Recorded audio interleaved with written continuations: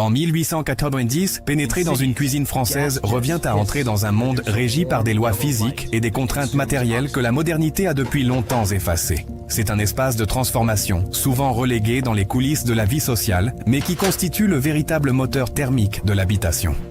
Qu'il s'agisse de l'office sombre d'un appartement haussmannien à Paris, du sous-sol voûté d'un hôtel particulier ou de la pièce commune d'une ferme en province, la cuisine de la fin du 19e siècle est un lieu de labeur intense, dominé par la maîtrise du feu et de l'eau. L'atmosphère y est dense, chargée d'odeurs complexes où se mêlent la suie, la graisse chaude, le bouillon qui réduit et parfois l'humidité des murs de pierre. Pour comprendre cet espace, il faut d'abord observer son emplacement. Dans les villes, et particulièrement dans les immeubles bourgeois qui redessinent le paysage urbain, la cuisine est souvent située au fond d'un long couloir, donnant sur une cour intérieure étroite. Elle est éloignée des pièces de réception pour que ni les bruits, ni les odeurs, ni la chaleur n'incommodent les habitants. C'est un territoire de service. La lumière du jour y pénètre souvent avec parcimonie, filtrée par des vitres parfois dépolies, ou simplement salies par la fumée de la ville. Le sol est généralement couvert de carreaux de ciment à motifs géométriques ou de tomètes rouges, usés par les passages incessants et lavés à grande eau chaque jour. Les murs, peints en glacerie ou couverts de faïence blanche jusqu'à mi-hauteur, sont conçus pour être lessivables, car la poussière de charbon se dépose partout. Au centre de cet univers, ou adossé à la cheminée monumentale qui servait autrefois de foyer ouvert, trône le monstre de la cuisine moderne de 1890, le fourneau en fonte. On l'appelle parfois le piano. C'est une masse noire, imposante, aux garnitures de laiton ou d'acier poli. Il a remplacé la cuisson à l'âtre, révolutionnant la manière de préparer les repas. Ce fourneau est une bête qu'il faut nourrir et dompter.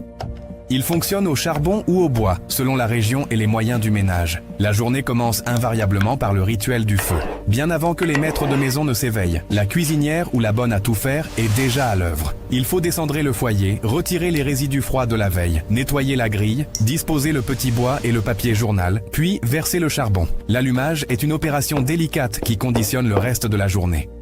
Si le tirage est mauvais, une fumée âcre envahit la pièce. Une fois le feu pris, il s'agit de le maintenir constant. Le fourneau dispose de plusieurs zones de chaleur. Une plaque de coups de feu très chaude au centre, au-dessus du foyer, pour saisir, et des zones plus tempérées sur les côtés pour mijoter. La cuisinière doit connaître son instrument par cœur, déplaçant les lourdes casseroles de quelques centimètres pour ajuster la cuisson, jouant avec les registres et les trappes d'aération pour contrôler l'intensité des flammes. Il n'y a pas de bouton pour régler la température. Tout est question d'expérience, de vue et de toucher. L'approvisionnement en eau est l'autre grand défi quotidien. En 1890, l'eau courante au robinet, directement au-dessus de l'évier, est encore un luxe rare, réservé aux immeubles les plus modernes et aux quartiers favorisés. Dans la majorité des cuisines, l'eau arrive par une pompe située dans la cour ou sur le palier, ou bien elle est livrée par des porteurs d'eau. On la stocke dans de grands seaux en zinc ou dans des fontaines murales en tôle émaillée ou en cuivre, souvent équipées d'un petit robinet et d'un bassin récepteur. L'évier lui-même est une auge en pierre massive, peu profonde, que l'on appelle la pierre à eau. Elle s'encrasse vite et demande un entretien constant. L'évacuation est parfois directe vers l'extérieur ou vers une fosse, mais les siphons sont rudimentaires et les odeurs d'égout peuvent remonter, obligeant à couvrir la bonde d'une lourde pierre ou d'un bouchon de bois la nuit. Le paysage visuel de la cuisine est dominé par le cuivre. C'est le matériau roi de la batterie de cuisine. Sur les murs, accrochés à des râteliers ou posés sur des étagères, s'alignent des dizaines de casseroles, sauteuses, turbotières et marmites. Ce cuivre rougeoie dans la pénombre, mais cet éclat a un prix, un entretien harassant. Le cuivre s'oxyde au contact de l'air et des aliments acides. Il doit être étamé régulièrement à l'intérieur, recouvert d'une fine couche d'étain, pour éviter l'intoxication au verre de gris. À l'extérieur, il doit être astiqué. Une fois par semaine, souvent le samedi, on frotte les ustensiles avec un mélange de vinaigre, de gros sel, de sable fin et parfois d'oseille fraîche pour leur redonner leur brillant. C'est un travail physique qui laisse les mains des femmes de cuisine rouges et abîmées. À côté du cuivre, on trouve la terre cuite et le grès pour les plats à gratin, les terrines et les pots de conservation. La fonte noire est utilisée pour les cocottes lourdes qui passent des heures sur le coin du fourneau. Les ustensiles de préparation sont en fer battu ou en bois. Grandes écumoires, louches, fouets à fil de fer, hachoirs en demi-lune. Il n'y a aucune assistance électrique. Hacher la viande, monter des blancs en neige, passer une soupe au chinois, piler du sucre ou des amandes au mortier, tout cela demande une force musculaire et une endurance que l'on peine à imaginer aujourd'hui. Le bruit rythmé du couteau sur la planche en bois, le pilon qui frappe le marbre, le fouet qui bat le cuivre, constituent la bande sonore de la cuisine. La conservation des aliments dicte l'organisation du temps et de l'espace. Le réfrigérateur n'existe pas. On trouve parfois dans les grandes maisons une glacière, un meuble en bois doublé de zinc où l'on dépose un pain de glace livré le matin, qui fond doucement en gardant au frais le beurre ou la viande. Mais pour l'immense majorité, la conservation se fait à température ambiante ou dans le garde-manger. C'est une petite armoire grillagée, souvent suspendue à l'extérieur de la fenêtre ou placée dans un endroit aéré et sombre, pour protéger la nourriture des mouches et des rongeurs tout en laissant circuler l'air. Cette absence de froid artificiel impose un rythme d'achat quotidien. La cuisinière se rend au marché chaque matin. Elle parcourt les allées, examine les volailles vivantes, soupèse les légumes, négocie les prix. Elle revient chargée de paniers lourds. Les légumes sont terreux. Ils n'arrivent pas lavés ni emballés. Il faut les éplucher, les laver à grande eau dans l'évier de pierre, évacuer la terre et les déchets. Les volailles sont achetées entières, avec les plumes et les viscères. Il faut les plumer, les vider, les flamber pour ôter le duvet restant. C'est un rapport direct, parfois brutal, à la matière animale et végétale. Le sang, la terre, les plumes font partie du quotidien de la cuisine, bien loin de l'aseptisation future. Dans les maisons bourgeoises, une hiérarchie stricte régit cet espace. Le chef ou la cuisinière en chef règne sur les fourneaux. C'est une figure d'autorité, souvent exigeante, garante de la qualité des repas servis au maître. Sous ses ordres, on trouve l'aide de cuisine ou la fille de cuisine. C'est elle qui hérite des tâches les plus ingrates. Éplucher les montagnes de légumes, laver la vaisselle grasse à l'eau chaude et aux cristaux de soude, car les détergents doux n'existent pas. Porter le charbon, vider les cendres, récurer le sol à genoux. Le travail est silencieux et discipliné. On ne parle pas inutilement pendant le coup de feu, ce moment de tension intense avant le service du déjeuner ou du dîner. Le repas de midi est le pivot de la journée. La cuisine française de 1890 est une cuisine de mijotage, de sauces liées à la farine, de bouillon gras. Sur le fourneau, le pot-au-feu murmure pendant des heures. Les odeurs de choux, de navets et de bœuf bouilli saturent l'air humide.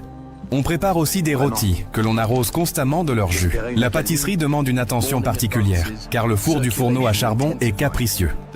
Pour vérifier la température, la cuisinière y passe la main ou y jette un peu de farine pour voir à quelle vitesse elle brunit. C'est un savoir-faire empirique transmis par l'observation et la répétition. L'après-midi, une fois le déjeuner servi et la vaisselle lavée, le calme revient un instant. C'est le moment de la préparation du soir, mais aussi des tâches de fond. On clarifie le beurre, on prépare les conserves quand c'est la saison. En été et à l'automne, l'activité redouble pour mettre en bocaux, saler, confire. On remplit des pots de grès avec de la graisse d'oie. On stérilise des bocaux de haricots ou de fruits au sirop en les faisant bouillir longtemps dans de grandes lessiveuses. C'est une lutte permanente contre le temps et la pourriture. Une prévoyance nécessaire pour affronter l'hiver. Dans les milieux plus modestes, chez l'ouvrier ou l'artisan, la cuisine n'est pas une pièce séparée. C'est la pièce de vie unique, l'endroit où l'on dort, où l'on mange, où l'on travaille. Le fourneau est plus petit, mais il reste le cœur du foyer. Il chauffe la pièce en hiver et sert à sécher le linge qui pend sur des fils au-dessus de la source de chaleur. L'odeur de la lessive qui sèche se mêle à celle de la soupe. Ici, la femme du foyer doit gérer la cuisine tout en s'occupant des enfants qui jouent sur le carrelage ou en effectuant un travail à domicile, comme de la couture sur un coin de table. L'espace est saturé, multifonctionnel. La cuisine n'est pas un laboratoire culinaire, mais un outil de survie. À la campagne, la cuisine de ferme présente encore un autre visage. Elle est vaste, centrée autour d'une immense table en bois massif où mangent les maîtres, les enfants et les valets de ferme. La cheminée est souvent encore utilisée pour fumer la charcuterie ou cuire au chaudron, même si la cuisinière à bois s'impose peu à peu. Le sol est en terre battue ou en grandes dalles de pierre irrégulières. Les réserves sont à portée de main. Chapelets d'ail, oignons, jambon pendent aux poutres du plafond, à l'abri des rats. On y transforme le lait en beurre dans des barattes en bois, on y fait le fromage. C'est une cuisine de production autant que de préparation. L'éclairage, le soir venu, transforme l'ambiance de la cuisine. En 1890, l'électricité est rarissime. Dans les villes, on utilise parfois le gaz de ville, avec ses becs papillons qui sifflent doucement et produisent une lumière jaune, chaude, mais qui consomme de l'oxygène et ajoute à la chaleur ambiante. Ailleurs, ce sont les lampes à pétrole qu'il faut remplir et dont il faut couper la mèche avec précision pour éviter qu'elles ne fument. Souvent, on économise la lumière. On travaille dans une pénombre relative, éclairée par la lueur rougeoyante du foyer qui faiblit, ou par une unique lampe posée sur la table de travail. Les coins de la pièce restent dans l'ombre, donnant à l'espace une dimension mystérieuse et intime. La fin de la journée marque le retour au calme, mais pas l'arrêt complet du travail. Après le dîner, il faut tout remettre en ordre pour le lendemain. La vaisselle est faite dans de grandes bassines, L'eau grasse est évacuée.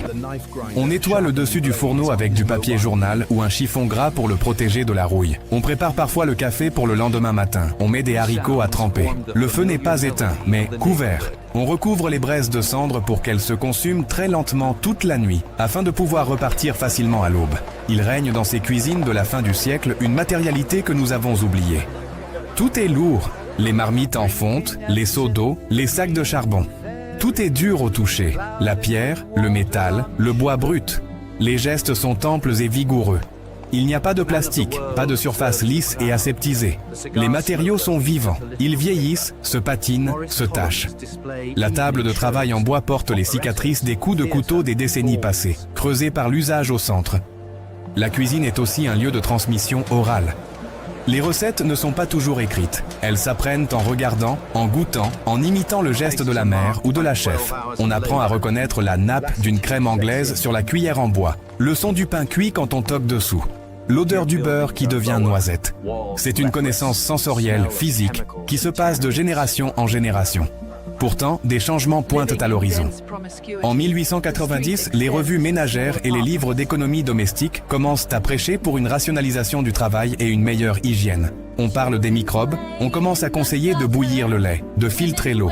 De nouveaux matériaux comme l'aluminium commencent timidement à apparaître, promettant légèreté et facilité d'entretien, même s'ils sont encore regardés avec suspicion par les cuisinières traditionnelles attachées à leur cuivre. Les premières conserves industrielles font leur entrée dans les placards, dépannage pratique qui annonce l'ère de la consommation de masse. Mais pour l'heure, la cuisine reste ce sanctuaire enfumé et chaleureux, un lieu de transformation alchimique où le brut devient cuit, où la nature devient culture. C'est un espace clos qui fonctionne en autarcie relative, un monde où le temps semble s'étirer au rythme des cuissons lentes. Si l'on s'arrêtait un instant dans le silence de la nuit, une fois le dernier serviteur parti se coucher, on entendrait encore le craquement du métal qui refroidit, le goutte à goutte du robinet mal fermé, ou le bruissement d'un insecte cherchant la chaleur résiduelle du foyer. La cuisine dort à peine, prête à reprendre son cycle immuable dès les premières lueurs de l'aube.